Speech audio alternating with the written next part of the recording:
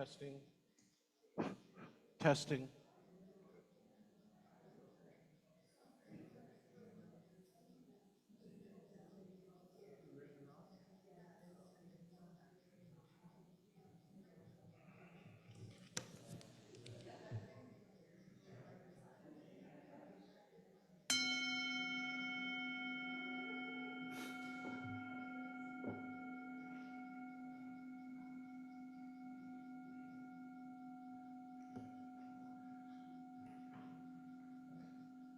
Apparently everyone who's sitting on that side of the sanctuary didn't get the memo that I showered this morning. Just saying.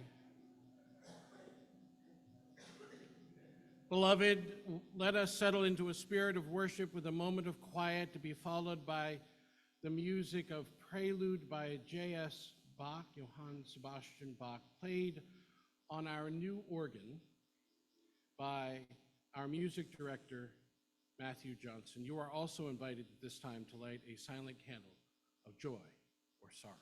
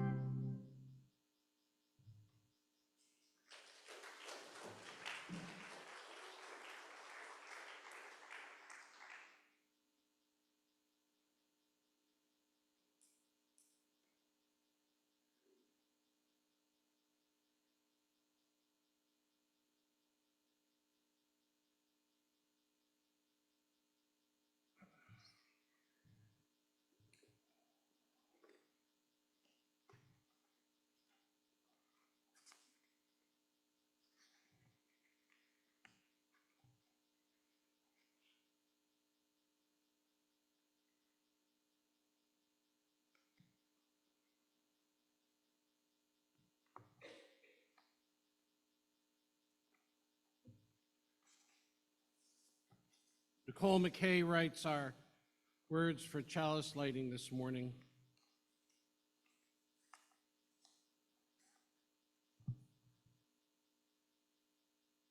We gather to remember those who could not grow old, and those forced to grow old long before their time.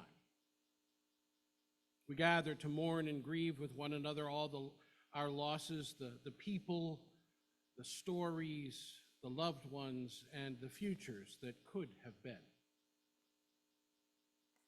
We gather to do the hard work of facing the difficult realities of our present and our past, where there is conflict, violence, war, and hatred. We gather to hold space for silence as we try to make meaning of our history to help us work for peace and justice today. We gather to rekindle our source of hope for our future by recognizing one another in our shared humanity as we join in a connected commitment for a better tomorrow. We gather because we need community to do all of this holy work.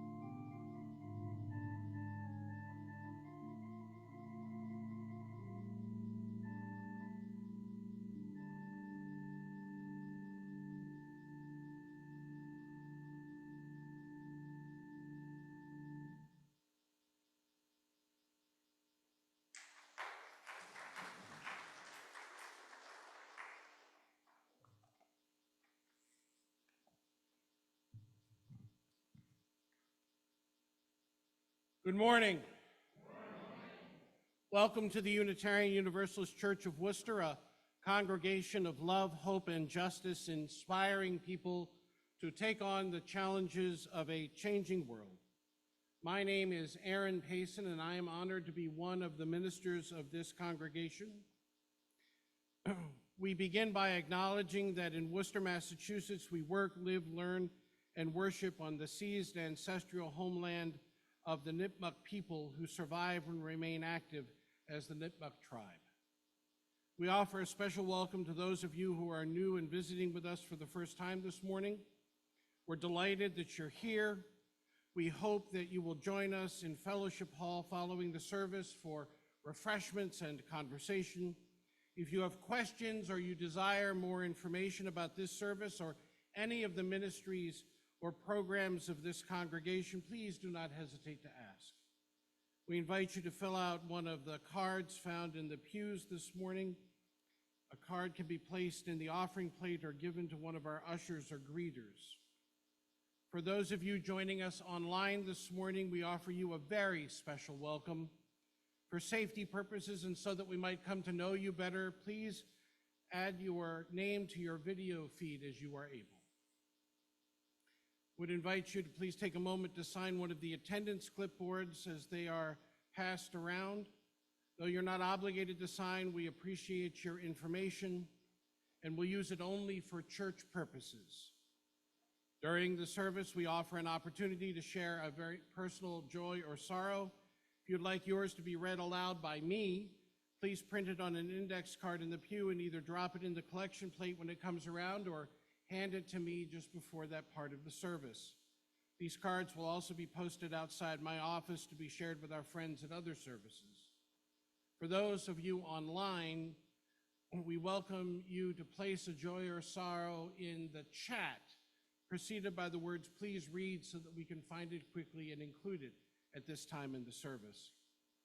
In the foyer, there are listening devices and large print service programs and hymnals for those of you who might find their assistance beneficial. Please see one of our ushers who will be pleased to assist you. I invite you now to turn your technology to worship mode. Finally, please note the announcements on the back of your program this morning. There will be time for short verbal announcements following the prelude.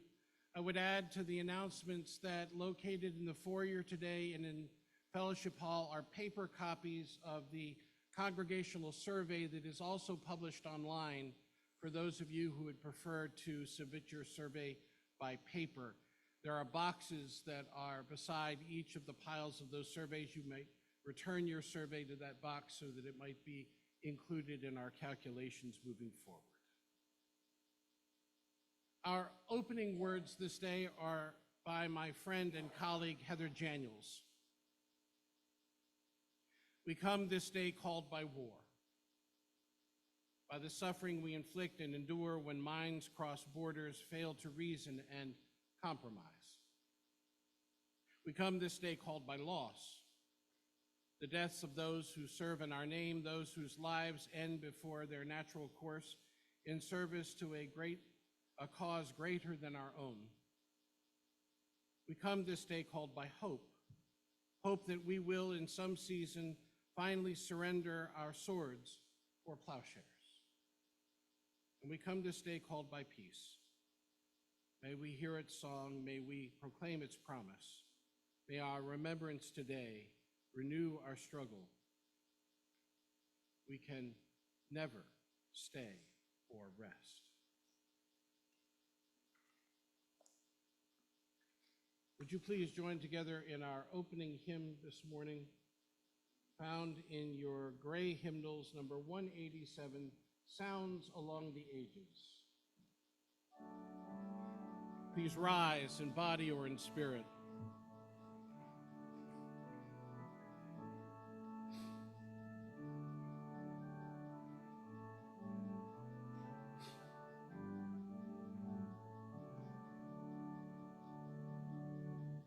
It sounds along the ages and it kindles on the pages.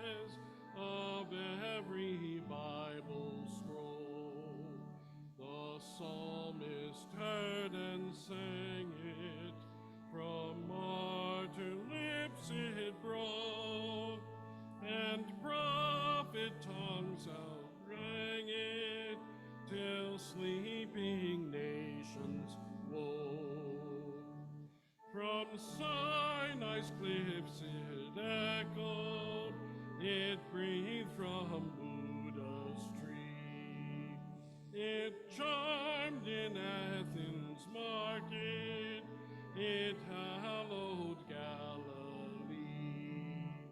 The hammer stroke of Luther, the pilgrim seaside prayer, the oracles of Concord, one holy word declare.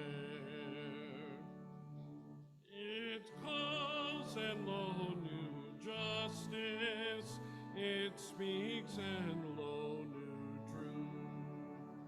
In ever nobler stature, its unexhausted youth, forever on resounding and knowing not of time, nor loss can catch the music of its eternal chime.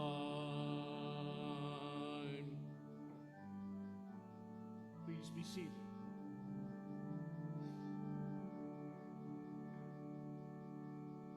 I'm looking to see if we have any basket. Yes, we do. Excellent. So I want to call forth our basket bearers this morning and invite those of you who have change this morning to raise your hand. For those of you who are newest among us, this is the weekly opportunity that the members of our religious exploration program have to contribute to the ongoing ministry of our emergency fund. If you have change to share, raise your hand, and one of our basket bearers will find you. We're putting her on the stewardship team next year, just saying.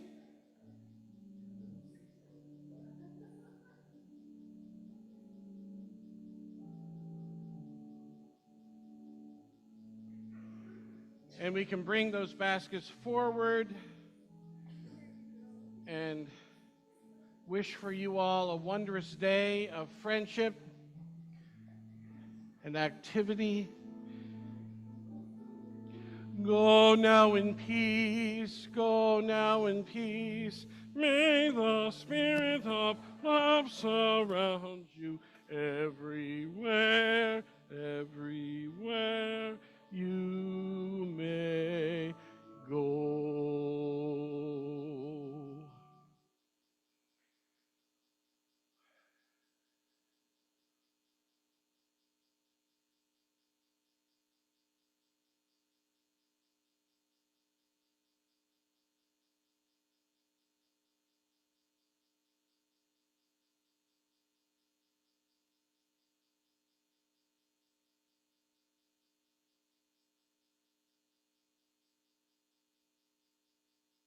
Kathleen McTeague. When my youngest daughter was about 2 years old, she came across a tattered paperback book on our bookshelves. 10,000 baby names. You know the book, right? And for a little while, this was her favorite book. Drawn by the shining face of the baby on the cover, she brought it to me over and over and demanded that I read through the names. This was a prelude to what was, at the time, her favorite story of all: how we chose her name. What's in a name? Always there is a story. You were named for a beloved relative, or contrarily named after no one because your parents wanted to clean break from your family history. You were a first son, or your family went in for such things. You got to be called after your father and have junior tacked on. If you were a daughter, you could be named for a virtue or aspiration such as hope, serenity, or faith. Recalling some sweet romantic setting, your parents might have named you for their favorite Spanish or Italian village. Perhaps you carried the name of one of their heroes or heroines. or more whimsically, some favorite musician or movie star. Maybe you've ended up with an affectionate nickname born of a sibling's mispronunciation, or some jackass thing you tried as an adolescent and never lived out. Always, there is a story. In church on Sunday mornings, we read aloud the names of American soldiers killed in Iraq or Afghanistan each week. Alone in my study the night before, I speak each name aloud and then wonder about the stories. I imagine these soldiers as babies they once were, held in someone's arms at a baptism or naming ceremony. The proud relatives gathered around as their name was formally bestowed, and everyone beaming as the baby cooed and wailed and fidgeted. There was so much gladness and pride in each moment of naming. And not once did anyone imagine that the road their baby walked would end 18 or 20 years later in a mix of blood and dust halfway around the world. As a part of Witness for Peace on Memorial Day, a cairn of stones was built at a busy downtown intersection in Hartford, each stone bearing the name of a fallen American soldier, or one of the tens of thousands of Iraqi or Afghani civilians who have died in these wars. How do you choose one name from thousands to symbolize so much carnage and loss? I finally brought 3 stones to the cairn, one for each of my 3 children. Each stone bore the name of a child who had died on the birthday of one of mine. As I placed the stones, I wondered about their names.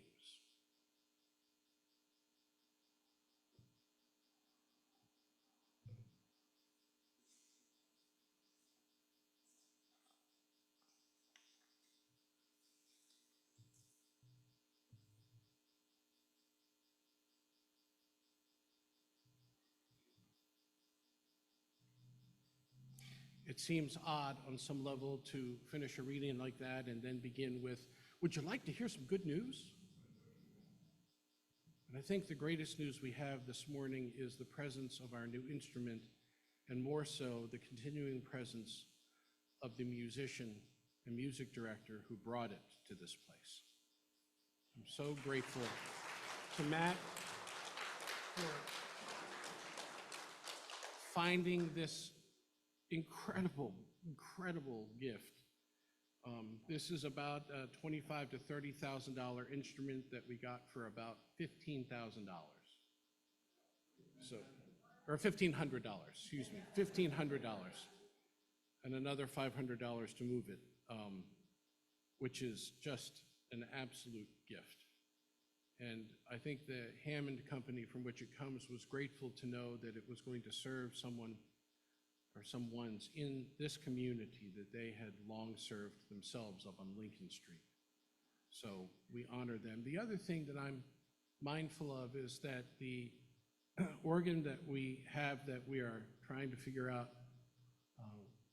where to go next with it includes on the side of it a memorial plaque to David Mayberry, who on Memorial Day it seems appropriate we should honor again as a member and active member in this congregation who died very suddenly and whose passion was music. He's not known to most of us.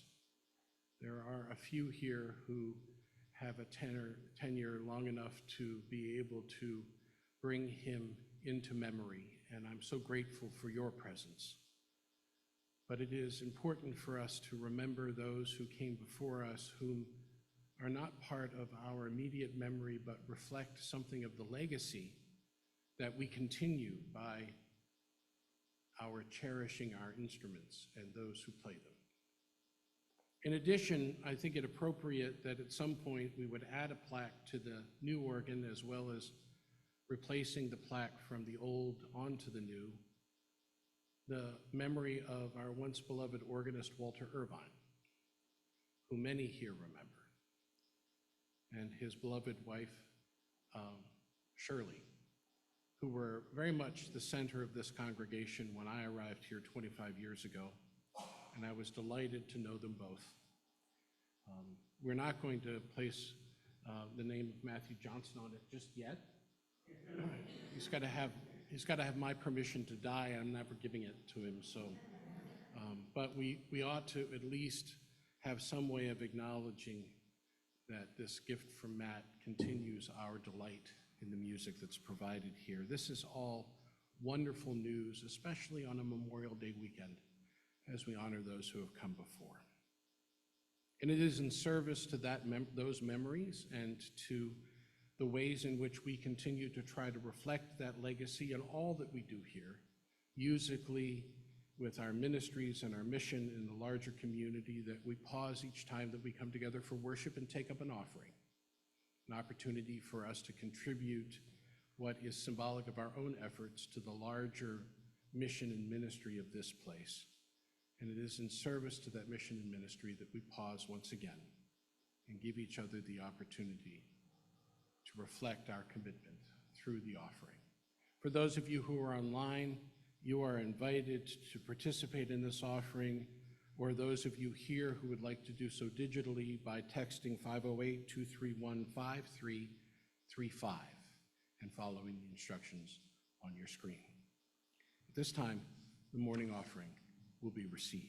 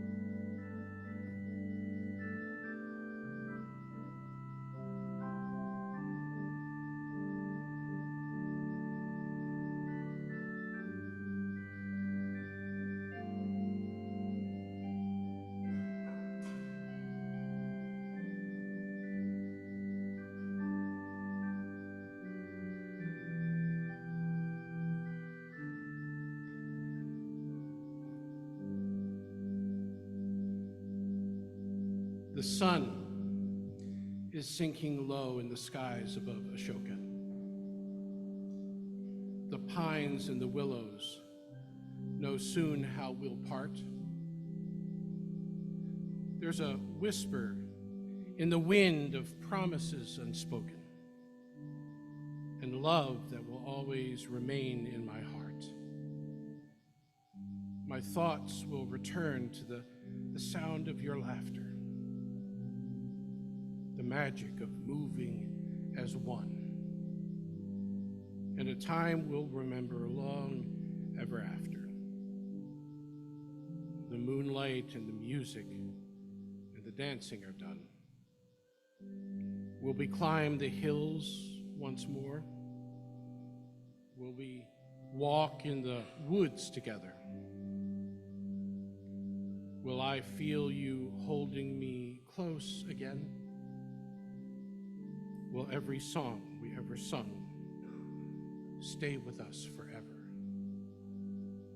Will you dance in my dreams or my arms until then? Under the moon, the mountains lie steeping. Over the lake, the stars shine. They wonder if you and I will ever be keeping the magic and the music, or leave them behind.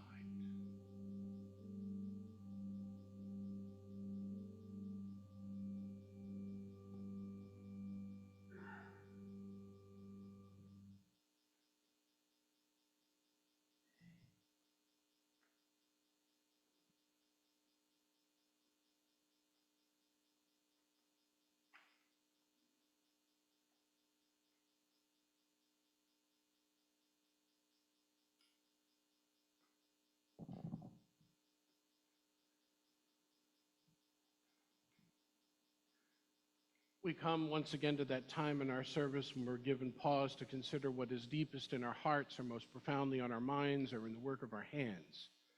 In the days that have transpired or in the prospect of days to come, joys and sorrows that touch us deeply and are given another measure of meaning because of our capacity to share them in the midst of a company that claims us as a co-journeyer.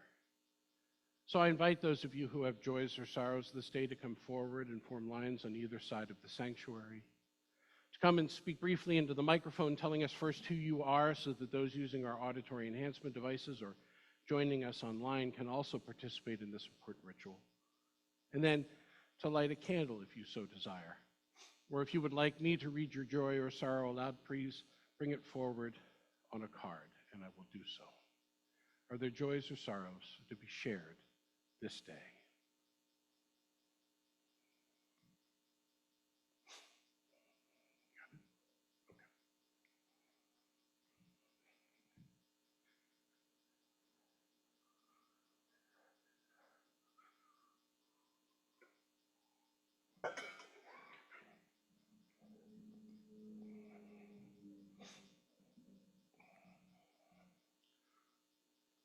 Hi everyone, I'm Kathy, and I'm on one of the members of the pastoral care team. Lynn Gustaya, I don't know if I say her name correctly, but she had an appendectomy, and her and her husband could use a little bit of help. So there's a meal train, and I have the QR code, so if you want to find me during fellowship, you can scan it. I think we're set through Tuesday, and so maybe a few more people to get them through the week. Thank you very much.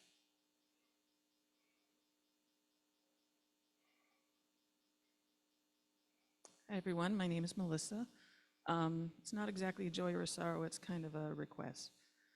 I have a cousin who is 79 and a full-time caretaker for her 91-year-old husband who has dementia and congestive heart failure. She gets 4 hours of respite a week, which is certainly not enough. And I was reminded a couple of weeks ago she called and I thought we were just going to have a little chat, and she chatted for 3 hours, and I realized I'm just not helping out enough. So if you know somebody who's doing that task, please just give them a call.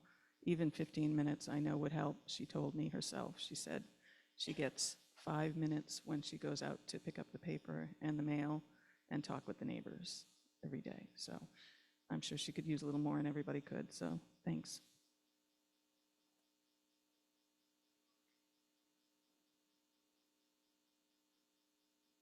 My name's Mark. This is two things. People in my age group who weren't killed in Vietnam, but who were damaged in one way or another. Agent Orange, just emotionally, and who died early as a result. And the other is, in a sense, more of a celebration. My father spent the war in Panama, World War II, because there was a fear that the canal would be attacked. He left about a month after his first child was born. That wasn't me, but my older sister. And when he came home, she was almost 4 years old. And it was a shock to everybody. And he had a very tough time coming back. And when I read Tom Brokaw's book, I thought about him a lot and that whole generation. And I still respect and always think on Memorial Day about that generation and the difficulty that they had interrupting their lives like that, not complaining about it, but it affected the rest of their lives and then indirectly our lives as well.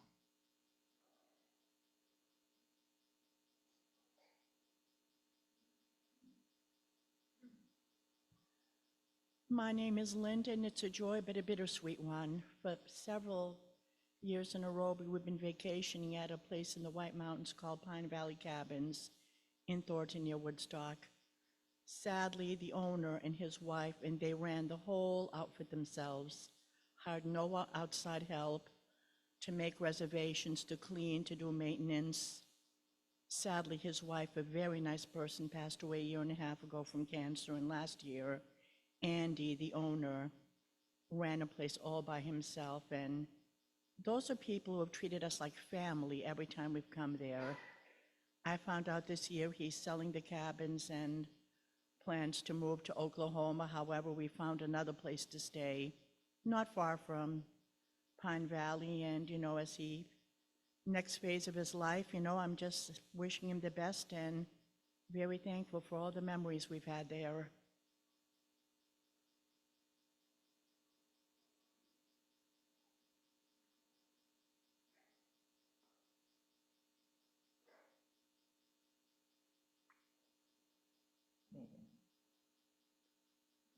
Hey y'all, I'm Michael Bradley.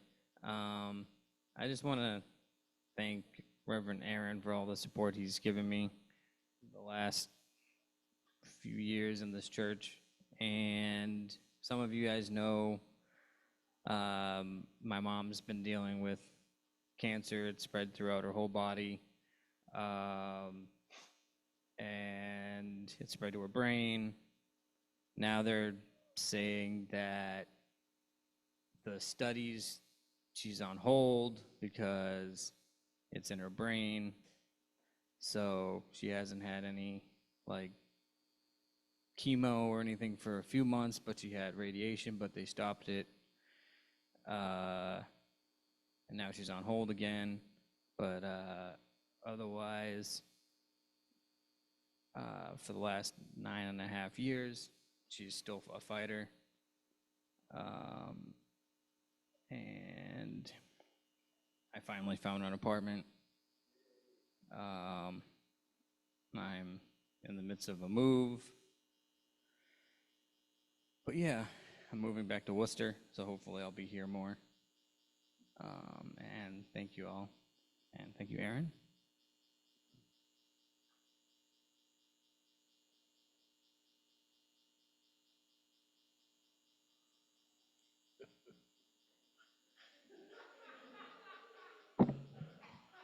Hi, I'm Diane. I have many diagnoses. One of them is just a small amount of OCD.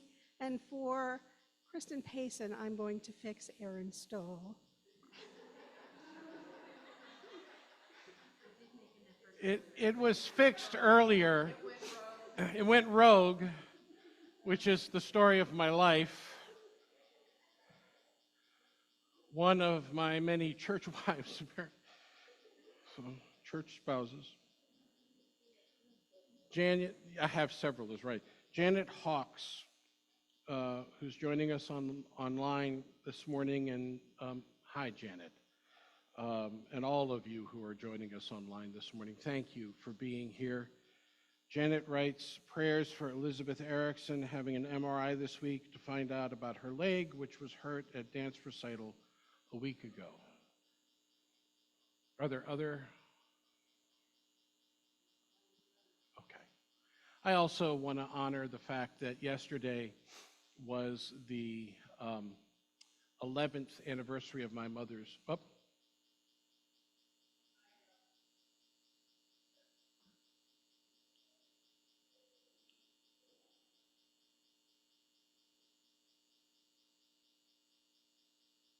Yes, Paul.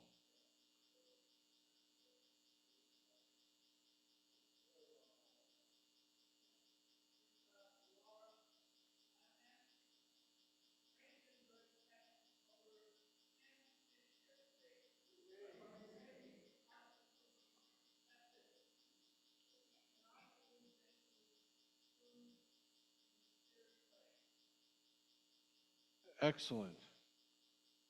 That's wonderful. I wish I could catch 10 fish. I'm grateful for one, right? But that's extraordinary. Welcome to Laura as well. Yesterday was the 11th, was the 88th birthday of my mother, who on May 31st will be the 11th anniversary of her death. I posted on Facebook and reached out to her partner, Nancy. We had a wonderful conversation. Yesterday would have been an absolute party beyond measure, which was my mother, and she would have actually orchestrated it all.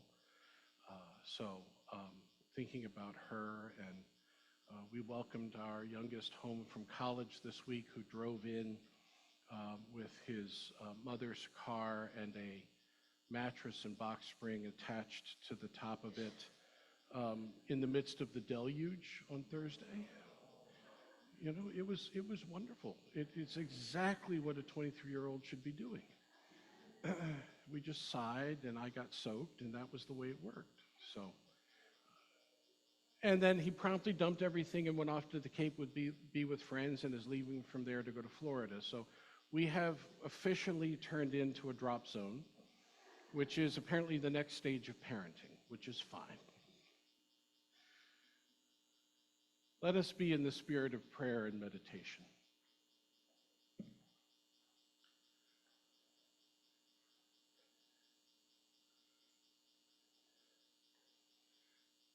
Spirit of life, we come to you this day remembering so many people, recalling so many times when we too have grieved and pondered the cost of war.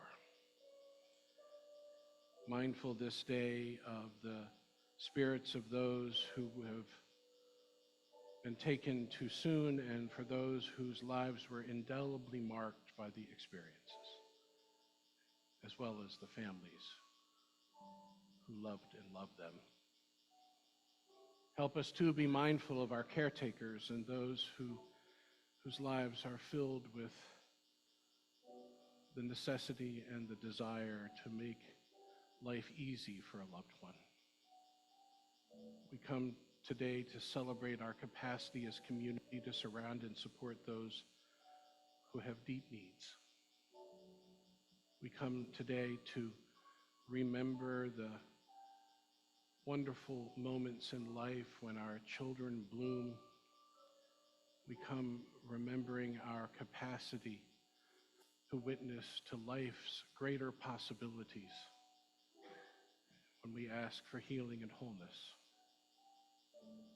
Help us this day to be mindful of the blessing of life itself and all those who journey with us.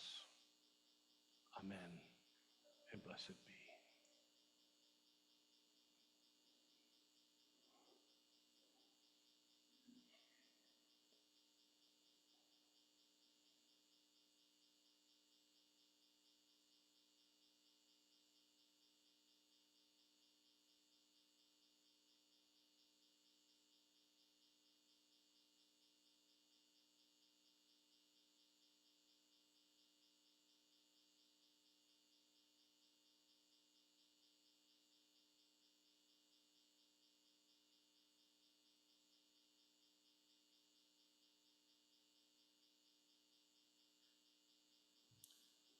My friend Kathleen McTeague's words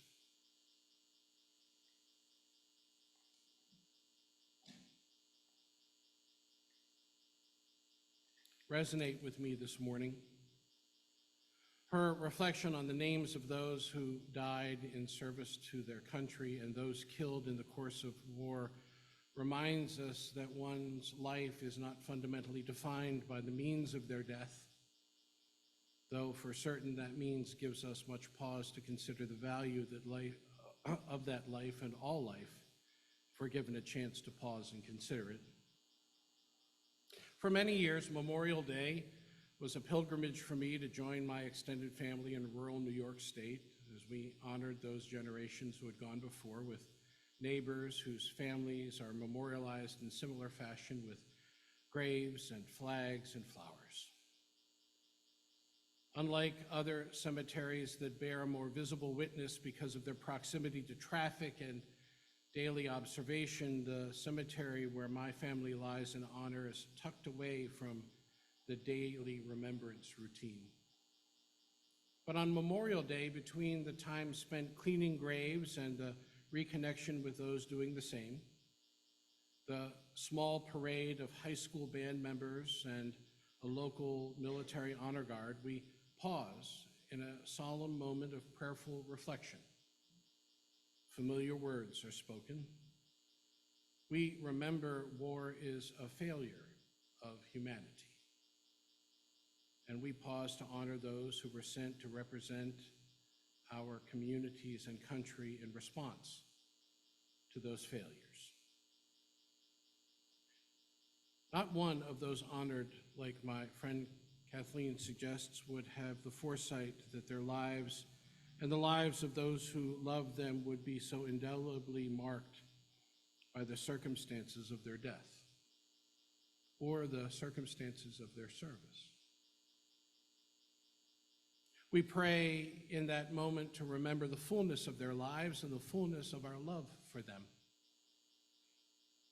We honor our ancestors for the gift of our own lives, even as we revisit the evolving grief accompanying the loss of them, which often returns fresh in that moment. There are others, too, that are honored for their service: volunteer firefighters, other first responders, children lost to farm accidents, family who suffer the consequences of completed suicide, as well as all those whose death came after long lives well lived, each remembered with poignant and precious moments. This moment of communal grief and hope is preceded each year by a communal meal the day before, when volunteers create for families near and far a feast of roast beast, mashed potatoes, corn, beans, and pie as far as the eye can see. People come and sit family style with neighbors and friends. Service is provided by teens and others who relish this moment as a part of their coming of age, if you will. A palpable example of generations witnessing to the importance of others in their lives. More often than not, these experiences punctuate memorial services as folks gather to continue to tell the stories that were mentioned in the services or at the graveside just prior to the meal. But in this instance, such experiences are the balm that gives each of us the energy to return to the graves and other places of blessed memory.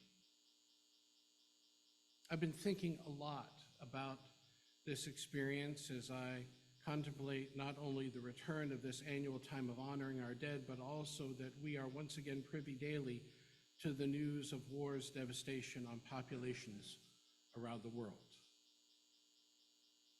Like many of you, I continue to struggle to comprehend the devastation to which we are daily witness. The words that continue to resonate with me are those of the Honor Guard's chaplain at the graveside on Memorial Day. War is a failure of our humanity. Along with a quote I found most meaningful after the devastation on October 6th and its continuing aftermath: "We cannot create peace by killing each other's children," said Jimmy Carter. My thoughts have been further clarified recently by returning to the work of Dr. Anthony Pinn, who was honored as our Wolfson Lecturer in this sanctuary last year. In a lecture that he gave to Tufts University at the humanist group there, Pinn reflects on the work of W.E.B. Du Bois in his book, The Souls of Black Folk, written in response to the failures of Reconstruction after the Civil War, wherein he describes, as Pinn explains, Du Bois's critique of a culture of disregard, and his reflection back to the Black community, in which he asks, in essence, how does it feel to be defined as the problem? Which is fundamentally a response to the notion of the Black problem, as it was often referred to, and I would suggest is still today the center of much of our attention. Pinn comments on this question: how does it feel to be the problem, or a problem, is actually the genius, not only of W.E.B. Du Bois, but also of the Black Lives Matter movement, which was at its inception not so much interested in resolving the many issues at hand as it was raising the consciousness of this country and a critique that Black Lives Matter could offer to those whose lives had been defined fundamentally as problems. How does it feel to be a problem? What awakened me as I listened to Dr. Pinn was a clarity that much of what we experience today in terms of our political rancor, our social strife, our warfare, and our witness internationally is a product of cultures of disregard, where everyone but us is the problem that needs to be solved. When the beginning point of conflict, whether by stated aims or verified actions, is the annihilation of others, we reflect the most extreme form of disregard. In the short term, nation states may have the ability to annihilate each other for certain. But in the process of doing so, such actions are the genesis of future violence for generations who experience violence and death, the degradation of their communities, and the trauma of warfare itself. Indeed, if history is instructive, such violence continues to be perpetuated toward others, or it becomes self-inflicted. In those historic instances where long-standing violence and warfare have been overcome, it has taken generations of people willing to hear each other's pain and a willingness to work beyond the vestiges of such trauma to find solutions that reflect both the presence of justice and the absence of violence. In the absence of such efforts, those ravaged by war are singularly susceptible to the manipulations of those who would use that pain to further agendas of brutality.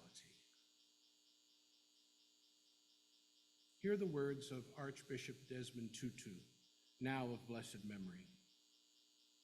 In El Salvador, in Nicaragua, and elsewhere in Latin America, there have been responsive regimes in which have aroused opposition in those countries.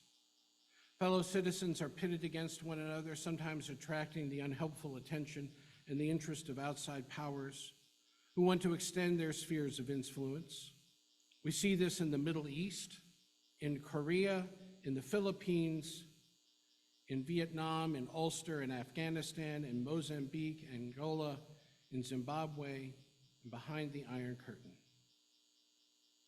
Because, he says, there is global insecurity, nations are engaged in a mad arms race, spending billions of dollars wastefully on instruments of destruction when millions are starving, and yet just a fraction of what is expended so obscenely on defense budgets would make the difference in enabling God's children to fulfill their stomachs, be educated, and given a chance to lead fulfilled and happy lives. We have the capacity, says Tutu, to feed ourselves several times over, but we are daily haunted by the spectacle of the gaunt dregs of humanity shuffling along in endless queues with bowls to collect what the charity of the world has provided. Too little, too late. When will we learn? When will the people of the world get up and say, enough is enough? God created us for fellowship. God created us so that we should form the human family, existing together because we were made for one another. We are not made for an exclusive self-sufficiency, but for an interdependence, and we break the law of our being at our peril. When will we learn, says Desmond Tutu, that an escalated arms race merely escalates global insecurity? We are now much closer to nuclear holocaust than when our technology and our spending were less. And then commenting on the invasion of Iraq by the United States, Tutu remarked, "God weeps as God looks on to what we're doing and what we're contemplating doing to one another." The just war theory, amongst other things, postulates that a legitimate authority declares and wages war. A war waged against Iraq, declared unilaterally by the United States, would be one not declared by a legitimate authority and so would be immoral. God smiles through the tears to see the many who oppose this war. This is a great, great country, he writes. A generous country, a compassionate country, a country that helped Nelson Mandela come out of prison, a country which helped make South Africa free and democratic. That is your legacy and your tradition. Why want to tarnish it with a war most of the world opposes? Help to wipe the tears from God's eyes, for God says, yes, you and you and you can make a difference. You can help me realize my dream that my children and my children, you are family. Been thinking a lot about Tutu's words of past conflicts in the presence of what we now experience in the Middle East and the war that is raging in Ukraine. And where I come to is that in an era of terror, I grieve that as a world we have not learned the fundamental lesson of terrorism. First, that terrorism is fed by those who are most vulnerable and who have experienced the devastation of violence and therefore are more easily convinced of its logic. Second, terrorism is meted out to those who are the subject of one's ire and those communities that are held hostage to its precepts. Third, that its logic is the perpetuation of violence itself. To meet the logic of terrorism with its own logic and to capitulate to its precepts means that terrorism defines the conflict itself. In order to combat terrorism, the primary effort must be to defeat the logic of terrorism by reflecting a different ethic and mode of justice. It requires that nation states join forces to reflect different strategies of engagement, strategies different than escalating arms. It means calling on those who wish to become legitimate partners on the international scene to reflect a common commitment to peace and to justice. War is a failure of humanity, and peace will be elusive until we can reflect a different ethic toward those whose lives have been defined by terror. In closing, I return to the words of Heather Daniels. We come this day called by war, by the suffering we inflict and endure, when minds across borders fail to reason and compromise. We come this day called by loss, the deaths of those who serve in our name, those whose lives end before their natural course in service to a cause greater than our own. We come this day called by hope, hope that we will in some season finally surrender our swords for plowshares. And we come this day called by peace. May we hear its song. May we proclaim its promise. May our remembrance today renew our struggle. We can never stay or rest. Amen. And blessed be.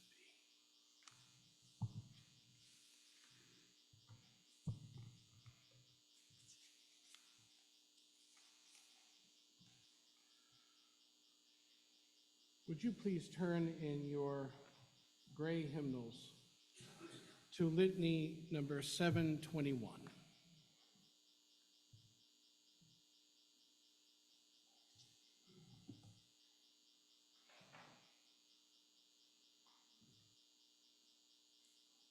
Again, we return to the words of my colleague Kathleen McTeague.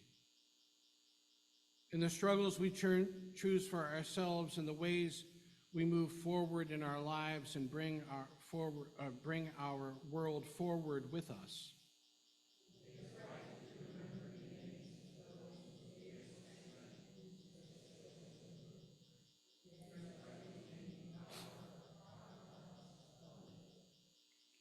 We share a history with those lives. We belong to the same motion.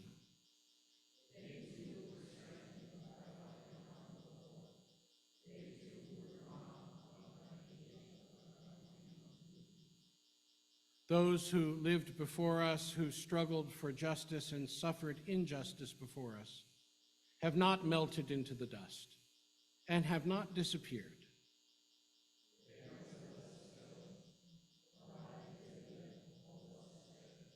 Their words remind us and call us back to ourselves. Their courage and love evoke our own. We, the living, carry them with us. We are their voices, their hands, and their hearts.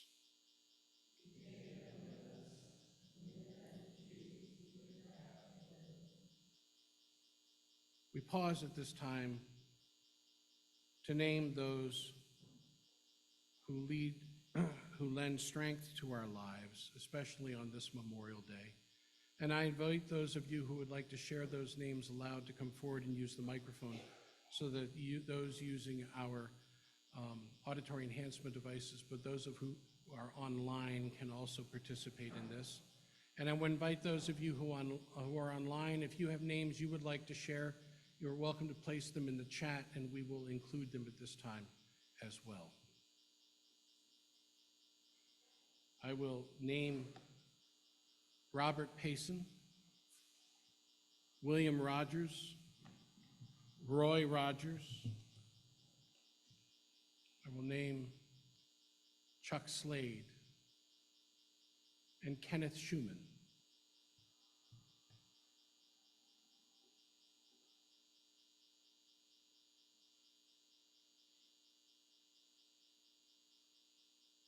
George Arthur Jenkins, a World War II vet and my father, and Carl William Mann, a World War II vet who received several Purple Hearts and is buried in Arlington National Cemetery.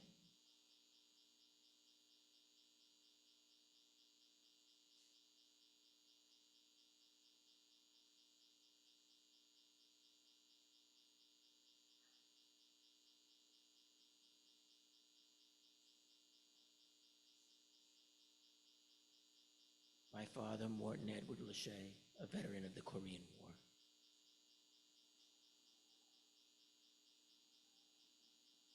My uncle, Frederick Mayo, who was killed in World War II. My grandfather, who served in World War I, also Frederick Mayo. And my dad, who was killed in Fort Drum, Leonard Mayo.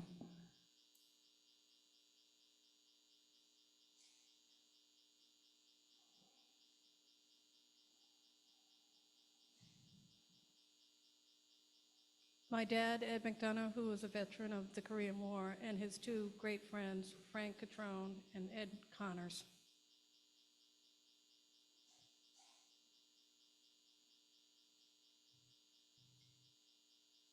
My father, James Maroc, a veteran of the Korean War, and his father, Edward Maroc, a veteran of World War I.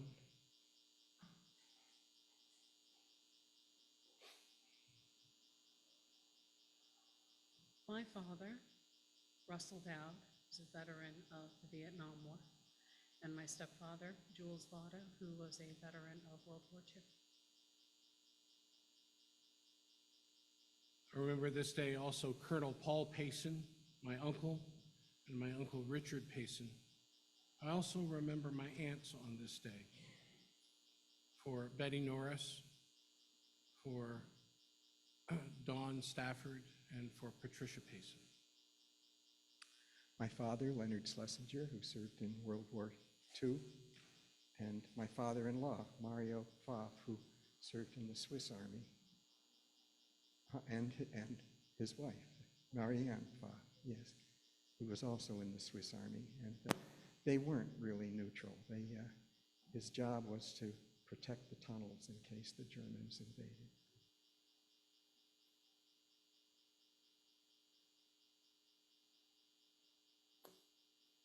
Corey Prochniak shares, my grandpa, Leo Pupilo, I hope I said that properly, veteran of World War II, and my cousin, Dennis Thornton, veteran of the Vietnam War.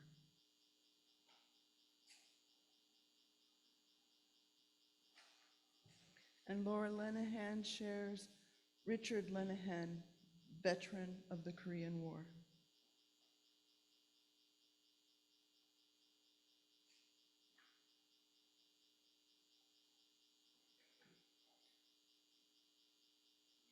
We pause in thanksgiving for these lives. Yes, Paul. Can you hear me? Oops.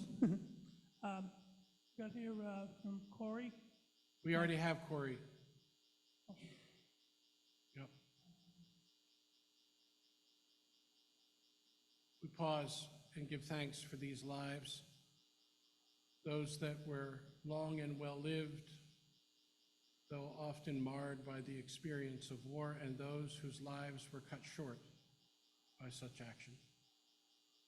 We also pause to give thanks for the lives of our families who are honored this day, for those in our community, for friends, for neighbors, for teachers, for those who helped to give meaning to our lives, who are honored this day because we are capable of remembering them into our lives and into the life of our larger community. And so this day we give thanks, and we say thanks. Amen, and blessed be.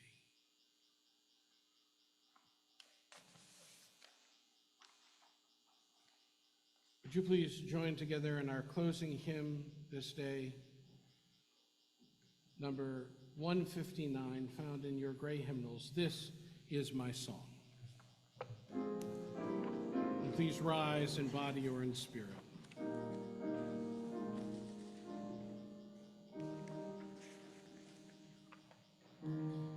This is my song, O God of all nations,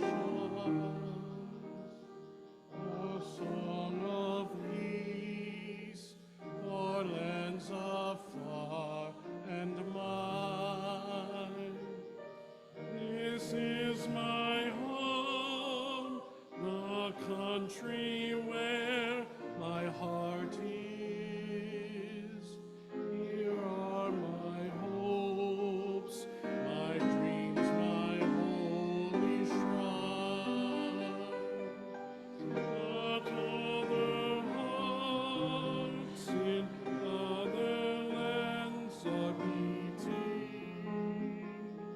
with hopes and dreams as true and high as mine.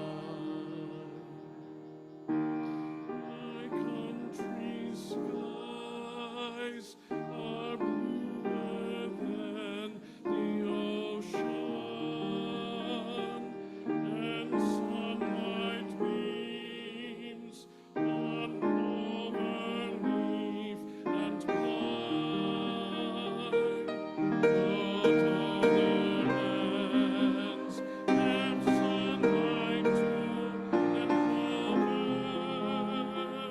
and skies are red, everywhere as blue as night.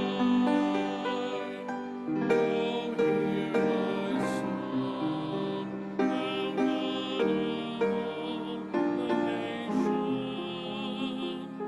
a song of peace for their land and for mine.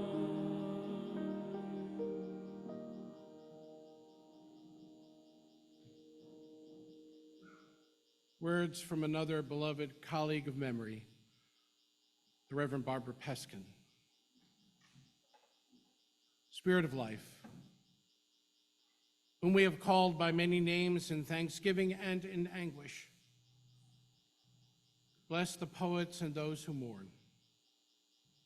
Send peace for the soldiers who did not make the wars, but whose lives were consumed by them. Let strong trees grow above graves far from home. Breathe through the arms of their branches. The earth will swallow your tears while the dead sing, no more, never again. Remember me. For the wounded ones and those who received them back, let there be someone ready when the memories come, when the scars pull and the buried mental moves, and forgiveness for those of us who were not there for our ignorance. And in us, veterans in a forest of 1,000 fallen promises, let new leaves of protest grow on our stumps. Give us courage to answer the cry of humanity's pain, and with our bare hands, out of full hearts, with all our intelligence, let us create the peace. Amen. And blessed be. Please be seated.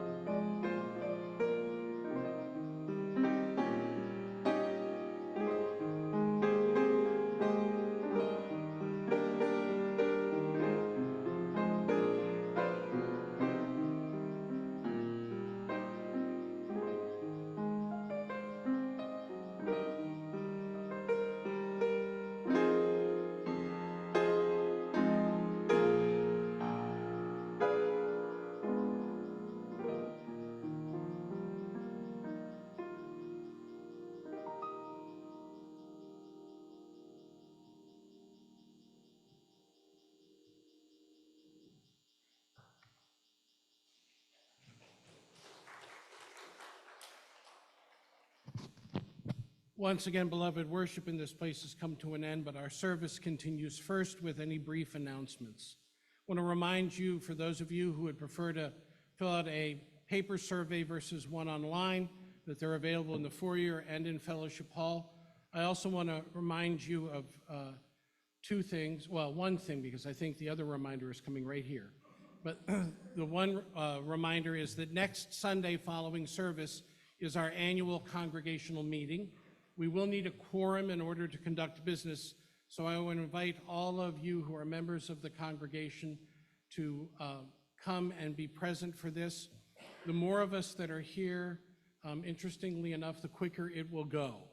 So call your friends, make certain they're coming too, and we will conduct our annual business as quickly as we can in order for us to get out and enjoy the day. Yes, as Aaron said, annual meeting is next Sunday, and we will be voting on revisions to our church bylaws. We have held a couple of discussion groups. We will be holding one on Zoom this Wednesday evening at 7 p.m.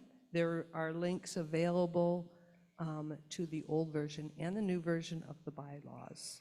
So we hope that people do participate, read them, so they can make an educated vote.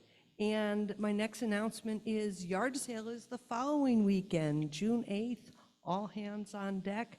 We need volunteers Wednesday, Thursday, Friday, during the sale, and very importantly, post-sale, so that we can clean the church up and distribute the items that haven't been sold. Thank you. And then finally, on after church on June 9th, which is our annual religious education program celebration, will be our annual congregational picnic. And there is a sign-up sheet that is available online and also in the fellowship hall today. For those of you who are here, we will need people to assist in setting up, serving, and cleaning up from the picnic on Sunday, June 9th as well. Are there other announcements this morning? Seeing none, let us now partake in our fellowship and food. Thank you for being here. May yours be a wondrous Memorial Day.